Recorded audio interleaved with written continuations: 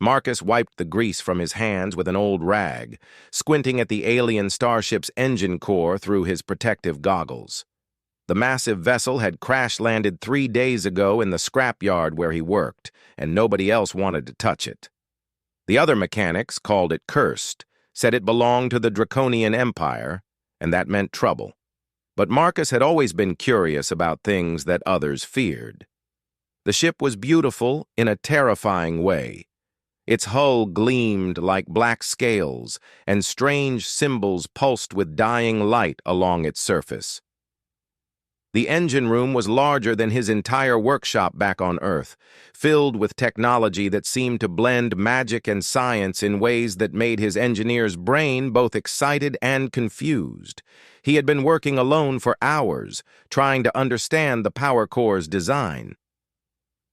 The energy readings were unlike anything in human databases. Where human ships used fusion reactors or antimatter drives, this vessel seemed to run on something that his instruments could only describe as crystallized starlight. The main conduit had a crack running through it, which explained why the ship had fallen from the sky. Marcus had seen plenty of alien tech in his 15 years as a starship mechanic, but this was different. The Draconians were one of the oldest races in the galaxy, with technology so advanced that most species considered them almost godlike. Their ships rarely broke down, and when they did, they certainly didn't crash in human scrapyards. As he worked deeper into the engine compartment, following the damaged conduit, Marcus heard something that made him freeze. It was a sound like wind through crystal chimes. But underneath it was something unmistakably organic. Breathing. Labored, painful breathing. Following the sound through a maze of corridors that seemed to shift and change as he walked through them, Marcus found himself in what could only be the ship's medical bay. The room was filled with strange apparatus that hummed and glowed with soft blue light. In the center, suspended in a transparent chamber filled with swirling mist, was a figure that took his breath away. She was clearly draconian, with the elongated features and scaled skin that marked her species, but she was unlike any of the fearsome warriors he had seen in the news feeds.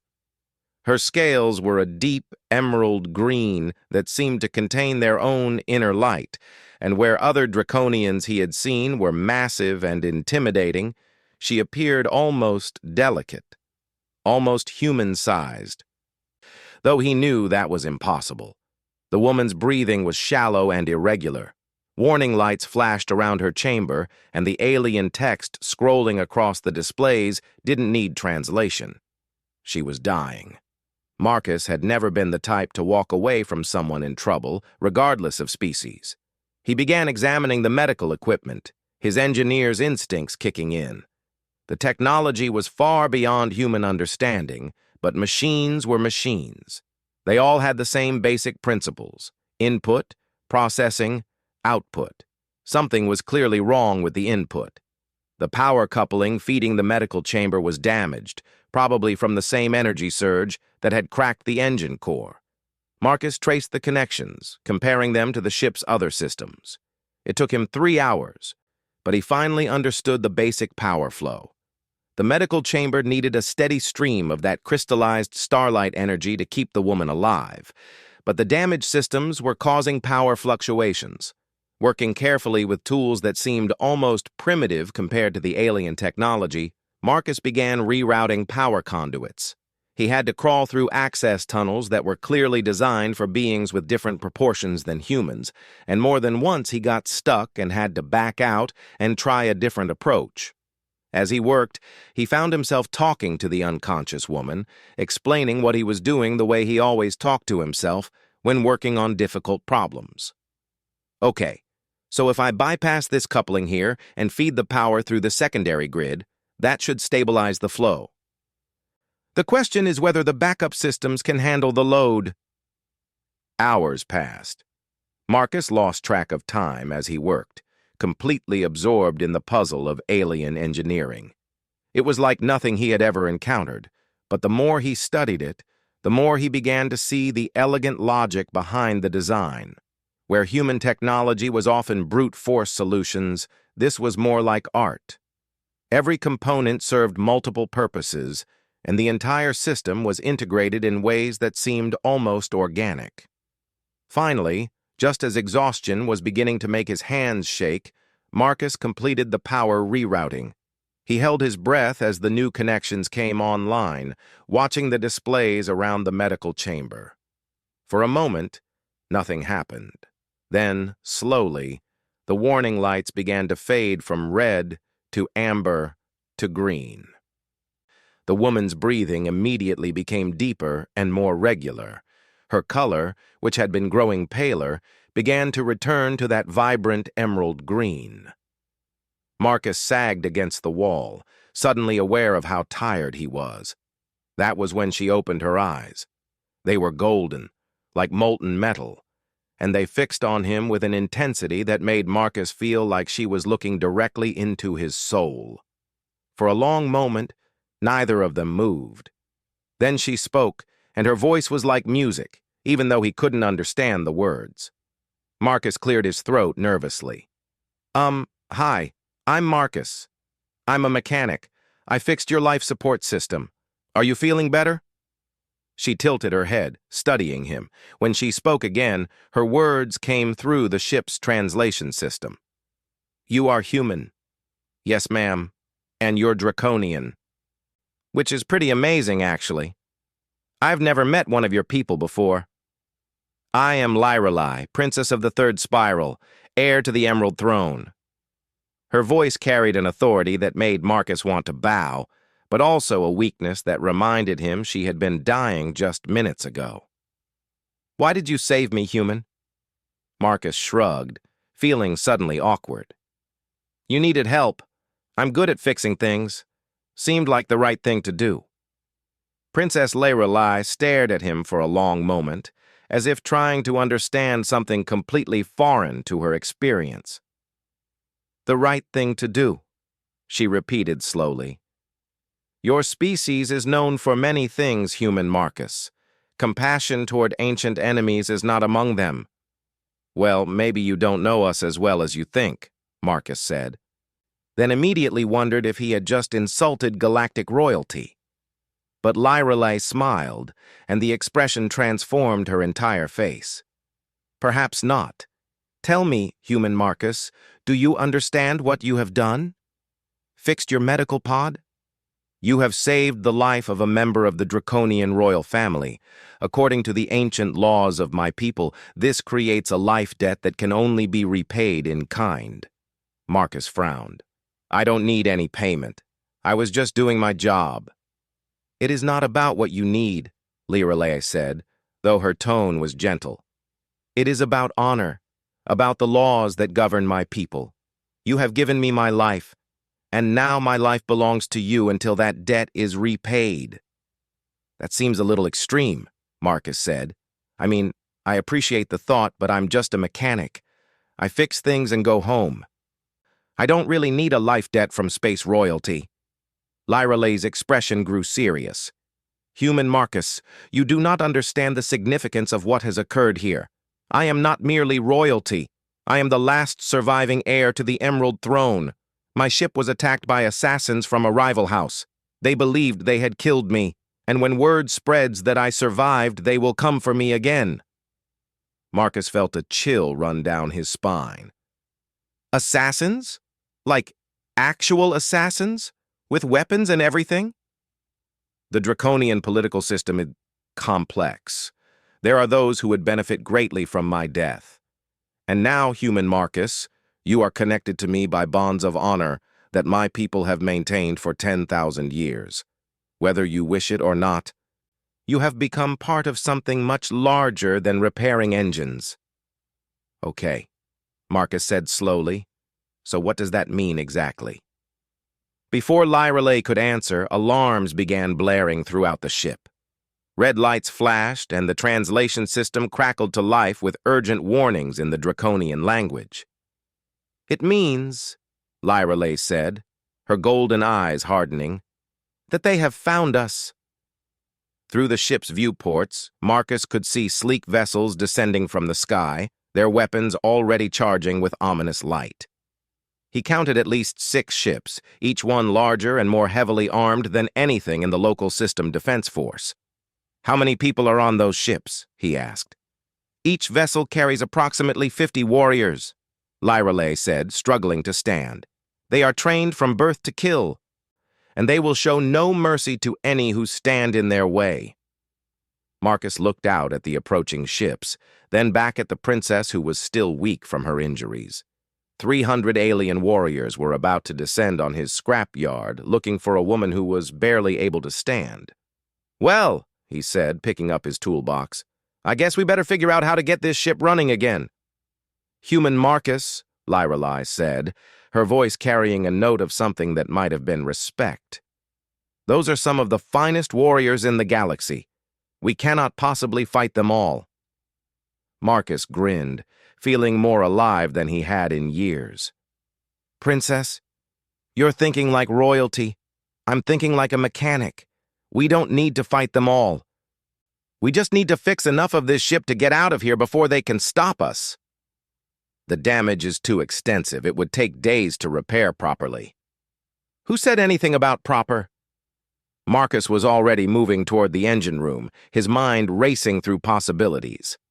"I don't need this thing to run for days. I just need it to run long enough to get us somewhere safe. There's a difference between a proper repair and a repair that works." As the enemy ship settled into landing positions around the crashed vessel, Marcus dove into the alien engine systems with the focused intensity that had made him the best troubleshoot mechanic in 3-star systems. He had 4 hours, maybe 5 if they were lucky, before the attackers would finish surrounding the ship and begin their assault. Time to show these ancient warriors what human ingenuity could accomplish when properly motivated. Marcus worked faster than he ever had in his life, crawling through access tunnels and rerouting power systems while Princess Lyrelay watched the approaching enemy forces through the ship's sensors. The draconian technology was responding to his modifications in ways that shouldn't have been possible, almost as if the ship itself was eager to help. "Human Marcus," Lyrelay called from the bridge. "They are establishing a perimeter. 6 ships in a hexagonal formation with portable shield generators. They mean to trap us here while they bring up heavier weapons." "How much time do I have?" Marcus shouted back, his voice echoing through the access tunnel. "Perhaps one of your Earth hours before they begin cutting through the hull." Marcus grunted as he forced a power coupling into a configuration that probably violated several laws of physics. The crystallized starlight energy was unlike anything he had ever worked with, but he was beginning to understand its properties. Unlike normal energy, it seemed to respond to intention almost as much as to engineering. When he focused on what he wanted the system to do, rather than just how to make it work, the alien technology became almost cooperative. 30 minutes later, Marcus emerged from the engine compartment covered in alien lubricants and smelling like ozone. "Okay, I've got good news and bad news." Lyrelay turned from the sensor display. "The bad news first. This ship will never fly properly again without major repairs. What I've done is basically the equivalent of using rubber bands and prayer to hold together a racing car engine." Marcus wiped his hands on his coveralls. "The good news is that it will fly. Once. Maybe twice if we're very lucky and don't push it too hard." "Once may be enough," Lyrelay said. "Can we reach the nearest Imperial outpost?" Marcus shook his head. "Not with this patch job, but I have a better idea. There's a human research station about 6 light hours from here. They've got the best xenotechnology lab in this sector of space. If anyone can figure out how to properly repair your ship, it's them." "You would bring me to your people?" "Princess, right now my people are your best chance of survival. The research station has defensive systems that might actually give your assassin friends something to think about twice." Lyrelay considered this. "Very well. But you must understand, by bringing me among your kind, you are placing them at great risk. The honor codes of my people are absolute. If harm comes to innocents because of our presence, the debt between us becomes complicated." "Let me worry about the politics," Marcus said, settling into what he hoped was the pilot's chair. The controls were clearly designed for someone with different anatomy, but he had piloted enough different ships over the years to adapt quickly.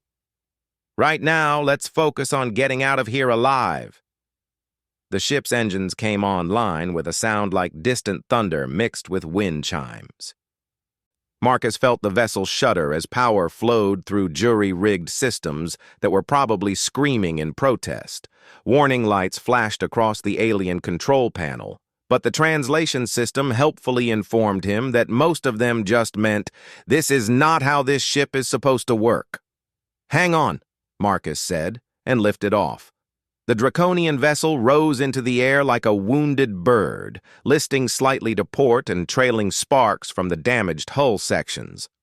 But it flew, which was more than Marcus had dared hope for an hour ago. The assassin's ships immediately reacted, breaking formation and pursuing. Energy weapons began firing, filling the air around them with deadly light. Marcus threw the ship into an evasive pattern that would have been impressive in a human vessel and was probably impossible in a draconian one. "How are you doing that?" Lyrelai asked, gripping her chair as the ship performed maneuvers that its designers had never intended. "Your ship's got some kind of inertial compensation system that's way better than anything humans have developed," Marcus said, pulling the vessel through a turn that should have crushed them both. "Plus, I think your technology responds to pilot intent in ways that our ships don't. When I think dodge left, it doesn't just adjust the thrusters. It adjusts reality to make dodging left easier." Behind them, the pursuing ships were having trouble matching their erratic flight path. Draconian military vessels were built for power and durability, not for the kind of unpredictable aerobatics that Marcus was pulling off. "This is not how space combat is supposed to work," Lyrelai said, watching their pursuers struggle to get a targeting lock. "Yeah, well, I'm not a space combat pilot," Marcus replied, sending the ship into a spiraling dive toward the planet's surface. "I'm a mechanic who happens to be flying a ship. Totally different skill set." They skimmed through the upper atmosphere, using the planet's magnetic field to mask their energy signature. The pursuing ships followed, but their larger size made them less maneuverable in atmospheric conditions. Marcus led them through a game of three-dimensional tag among the orbital debris and abandoned space stations that littered this part of the system. "Human Marcus," Lyrelai said quietly, "I must ask you something." "Shoot." "Why are you doing this? You could have simply repaired my medical system and left. You could have contacted your authorities and let them deal with the situation. Instead, you are risking your life to protect someone you met only hours ago." Marcus considered the question as he threaded the ship through the wreckage of an old mining platform. "I don't really know," he said finally. "I mean, it's partly because it's the right thing to do. But honestly, it's also because this is the most interesting thing that's ever happened to me." "You find mortal danger interesting?" "I find problems interesting," Marcus corrected. "And you, Princess, are definitely a problem. But you're the kind of problem that makes me want to figure out a solution, not the kind that makes me want to run away." Lyrelai was quiet for a moment. "My people have legends about humans," she said finally. "Stories that most draconians dismiss as propaganda or fantasy. They say that humans are the only species in the galaxy that actively seeks out danger and difficulty, not for profit or power, but simply because they find challenges stimulating." "Sounds about right," Marcus said, "though I prefer to think of it as being curious about how things work, including things that probably shouldn't work, like getting a crippled royal starship past 6 ships full of trained killers." The jump to hyperspace, when it came, was unlike anything Marcus had ever experienced. Human ships made the transition to faster-than-light travel with a barely perceptible shift in the engine tone. The draconian vessel seemed to fold space around itself like origami, turning the universe inside out for a moment before settling into a smooth glide through dimensions that Marcus's brain couldn't quite process. "We made it," he said, slumping back in the pilot's chair. The first phase, Lyrelei agreed. But human Marcus, you should know that word of today's events will spread quickly through the Imperial communication networks. By the time we reach your research station, every draconian house will know that a human saved the life of the Emerald Princess. Is that good or bad? That depends entirely on which houses learn of it first. Lyrelei turned to study him with those golden eyes. You have become part of something that began before your species left your homeworld, human. There are draconian noble houses that will see you as a valuable ally. Others will view you as a threat to be eliminated. Marcus nodded slowly. And what do you see me as? Lyrelei smiled, and again her entire appearance transformed. I see you as the most puzzling person I have ever met. In the space of a few hours, you have demonstrated engineering skills that rival our finest technicians, piloting abilities that exceed most of our military, and a casual disregard for personal safety that is either inspiring or terrifying. Probably both, Marcus admitted. Definitely both, Lyrelei agreed. Which brings me to a question I must ask. The life debt between us is real, and according to the laws of my people, it can only be discharged when I have saved your life in return. But those same laws state that the debt can be transferred. Transferred how? If you were to join my household formally, as a retainer or advisor, then the debt would become a permanent bond of mutual obligation. You would be under the protection of the Emerald House, which means that any action against you would be considered an act of war against the Imperial throne itself. Marcus stared at her. You're offering me a job? I am offering you a life, human Marcus. A very different life than the one you have been living, but also a much more interesting one. What would I be doing exactly? Whatever you do best, Lyrelei said. From what I have observed, that appears to be solving impossible problems and making broken things work again. The Draconian Empire has many broken things that could benefit from your particular approach to problem-solving. Marcus looked out at the swirling colors of hyperspace, thinking. And if I say no? Then when we reach your research station, I will find another way to discharge the life debt, and you can return to your normal existence. Though I suspect that after today, normal existence may seem rather... She paused, searching for the right word. Insufficient. She was probably right about that. Marcus had always been happiest when working on projects that challenged him, and he had the feeling that working for an alien princess would provide more challenges than he could handle in several lifetimes. Can I think about it? Of course. We have several hours of travel ahead of us. Lyrelei settled back in her chair. But human Marcus, you should know that regardless of your decision, your life has already changed. Word of what happened here will reach many ears, and not all of them friendly. Whether you choose to accept the protection of my house or not, you have made enemies today. What kind of enemies? The kind that do not forget and do not forgive. Lyrelei's expression grew serious.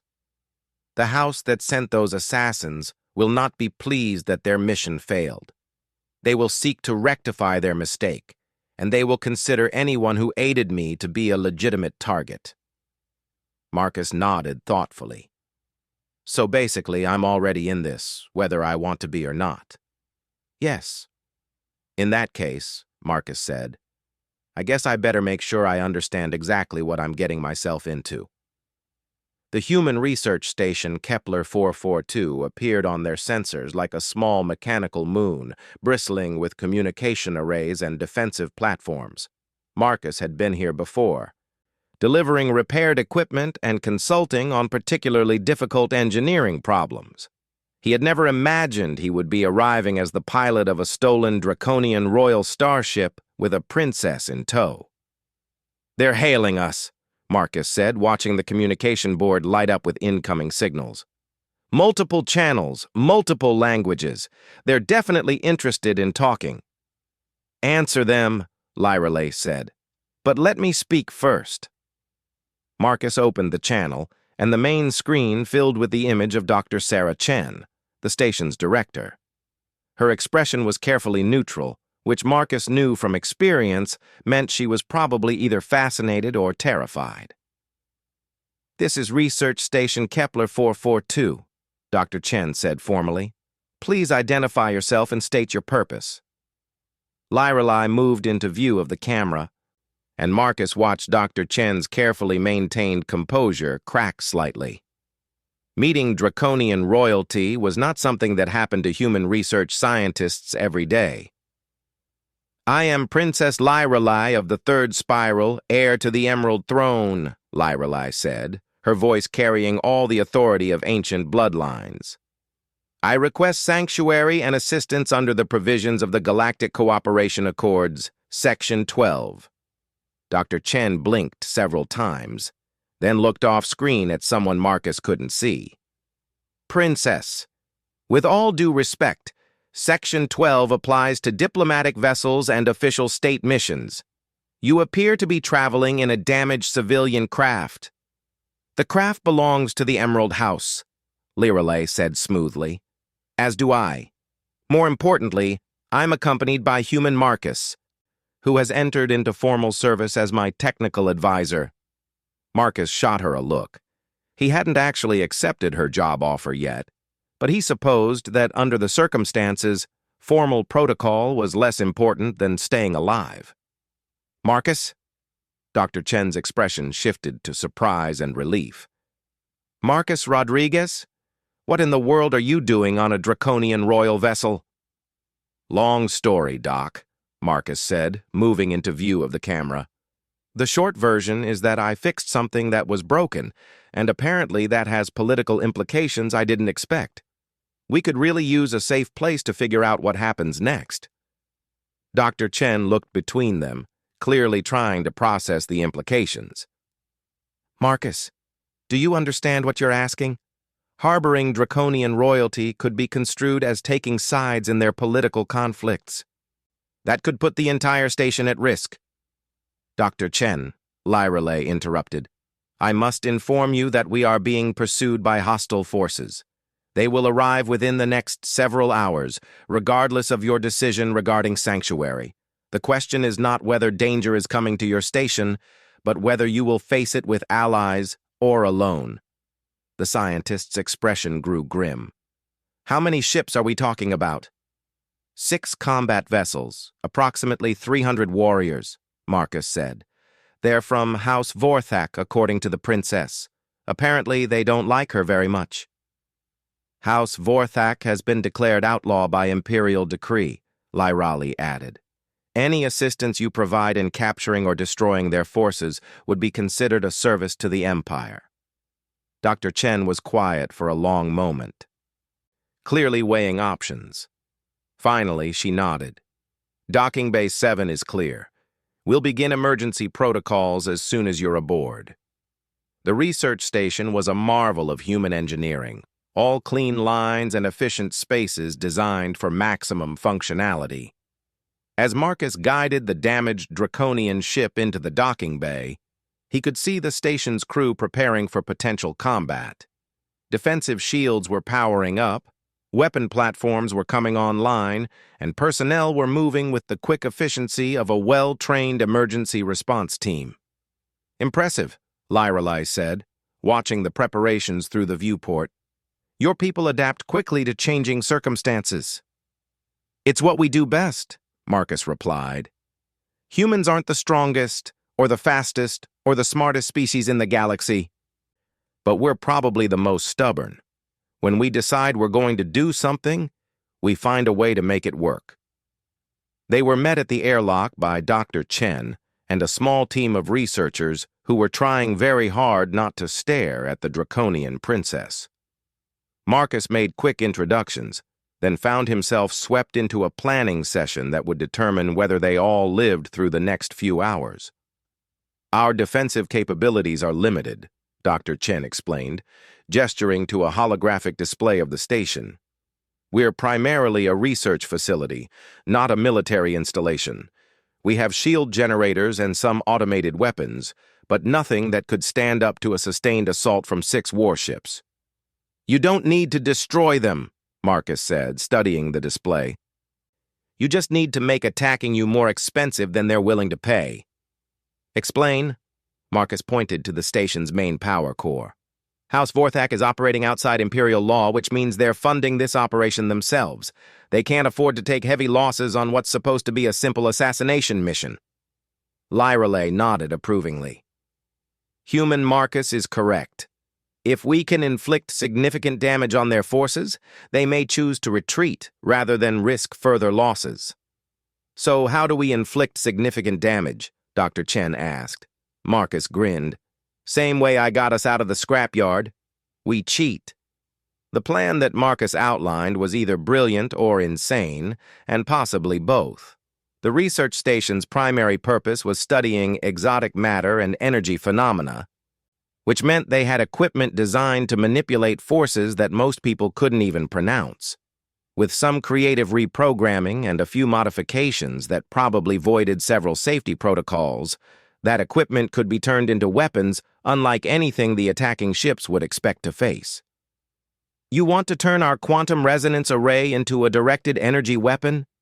Dr. Chen stared at the schematics Marcus had sketched out. Marcus, that array is designed to study subatomic particles, not vaporized starships. Same basic principles, Marcus insisted. You're already manipulating exotic matter fields. All we need to do is scale up the output and focus the beam. And if it doesn't work? Then we'll be in the same position we're in now, except we'll have tried something. Marcus looked around the room at the assembled scientists and technicians. Look, I know this sounds crazy, but crazy is what humans do best. Every major breakthrough in our history came from someone trying something that everyone else said was impossible. Dr. Chen looked to Lyreley. Princess, what's your assessment? In my experience, Lyreley said carefully, human Marcus has a remarkable talent for making impossible things work. More importantly, conventional tactics will not succeed against House Vorthak's forces. If we are to survive, we must attempt something they cannot predict or counter. All right, Dr. Chen said finally. We try it your way, Marcus. But if this goes wrong, I'm putting the blame squarely on your shoulders. Fair enough, Marcus replied, already moving toward the equipment bays. But if it works, I want full credit for the biggest act of creative engineering in human history. The next 3 hours were a blur of frantic activity as the station's crew worked to implement Marcus's modifications. The quantum resonance array was never designed to be weaponized, but with Princess Lyreley's help in understanding draconian shield frequencies, they managed to tune the output to wavelengths that would penetrate most military defensive systems. Meanwhile, other teams worked on secondary systems. The station's mining lasers were recalibrated for combat use, communication arrays were repurposed as sensor jammers, and even the waste disposal system was modified to serve as a projectile launcher in case of boarding attempts. Incoming ships on sensors, came the announcement from the station's control center. 6 vessels, draconian configuration, approaching on attack vector. Marcus wiped his hands on his coveralls and headed for the command center, Lyreley beside him. Through the main viewport, he could see the approaching warships, their hulls gleaming like black metal in the light of the distant star. They're broadcasting a demand for surrender, the communications officer reported. They want us to turn over the princess and any humans who aided her. Standard response, Dr. Chen ordered. We are a neutral research facility operating under Galactic Cooperation Accords. We do not recognize their authority to make demands. The lead ship responded by firing a warning shot that lit up the station's shields with brilliant flashes of energy. Marcus could feel the deck vibrating under his feet as the defensive systems absorbed the impact. Shields holding at 92%, came the report from engineering. That was just a warning, Lyreley said grimly. The next volley will be aimed to kill. Then let's make sure there isn't a next volley, Marcus said. He turned to Dr. Chen. Give me control of the quantum array. Marcus, we've only had 3 hours to modify it. We don't know if it will even work. Only one way to find out. Marcus settled into the weapons control station, which had been hastily rigged with interfaces he could understand. Besides, if it doesn't work, we'll know very quickly. The attacking ships were moving into optimal firing positions, their weapons charging with ominous energy buildups. Marcus could see their shield configurations through the station's sensors, exactly the type of defensive systems that Lyrelai had helped them target. "Firing quantum resonance array," Marcus announced, and pressed the activation key. What happened next was unlike anything anyone on the station had ever seen. Instead of a conventional energy beam, the quantum array produced something that looked more like a ripple in space itself. The wave of distorted reality washed over the lead attack ship, and for a moment, nothing seemed to happen. Then the ship simply stopped. Its shields flickered and failed, its weapons powered down, and its engines went dark. The massive warship hung motionless in space like a powerless hulk. "What did you do to them?" Dr. Chen asked in amazement. "I think I accidentally created a localized quantum stasis field," Marcus said, staring at the sensor readings. "Their ship is trapped in a bubble where time moves differently. From their perspective, everything outside the bubble is moving impossibly fast." The remaining 5 ships immediately changed course, clearly recognizing that they were facing something far outside their experience. But Marcus was already targeting the second ship, and Lyrelai was calling out shield frequencies and weak points.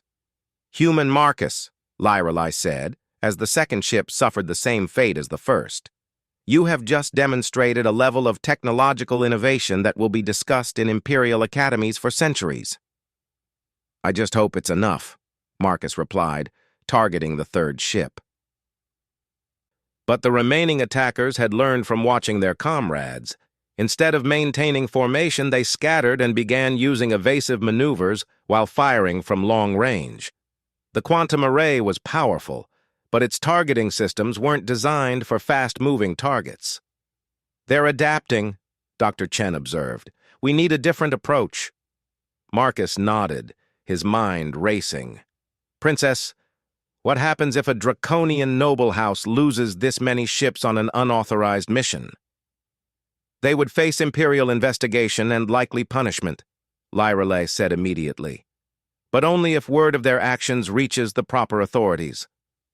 Then maybe it's time to make some calls." Marcus turned to the communications station. "Doc, how far can your transmitters reach?" "With the right modifications, we could probably reach the Imperial capital," Dr. Chen said slowly. "But why would they listen to us?" "Because," Lyrelai said, understanding dawning in her golden eyes, "I am ordering them to listen. And because human Marcus has just provided evidence that House Vorthak attempted to murder the heir to the Emerald Throne." The Imperial response, when it came 2 hours later, was swift and decisive. A battle fleet of 12 ships dropped out of hyperspace and surrounded the remaining House Vorthak vessels. The illegal attack force surrendered without firing another shot. In the aftermath, as Imperial investigators took statements and examined the evidence, Marcus found himself sitting in the station's observation lounge with Princess Lyrelai, watching the captured ships being led away. "So," he said finally, "what happens now?" "Now," Lyrelai replied, "you discover that your life has become far more complicated than you ever imagined." She turned to face him. "The offer I made earlier still stands, human Marcus. My house could use someone with your particular talents. And if I accept, then you become the first human to hold formal rank in the draconian imperial hierarchy. You would have resources beyond anything you can imagine, and challenges that would test every aspect of your abilities." Marcus considered this. "It would mean leaving my old life behind." "Yes. And probably getting into more situations like this one." "Almost certainly." Marcus grinned. "When do I start?" As it turned out, the answer was immediately. Within days, word of the human mechanic who had saved the draconian princess spread throughout the galaxy. Marcus found himself at the center of a diplomatic revolution as other species began to reconsider their assumptions about human capabilities and character. But that, as Lirelai often said during the years that followed, was merely the beginning of their story. Because once the galaxy learned that humans could solve impossible problems and make broken things work again, they discovered that there were many broken things in the universe that needed fixing. And Marcus Rodriguez, former mechanic, current technical advisor to the Emerald Throne, was exactly the right person for the job.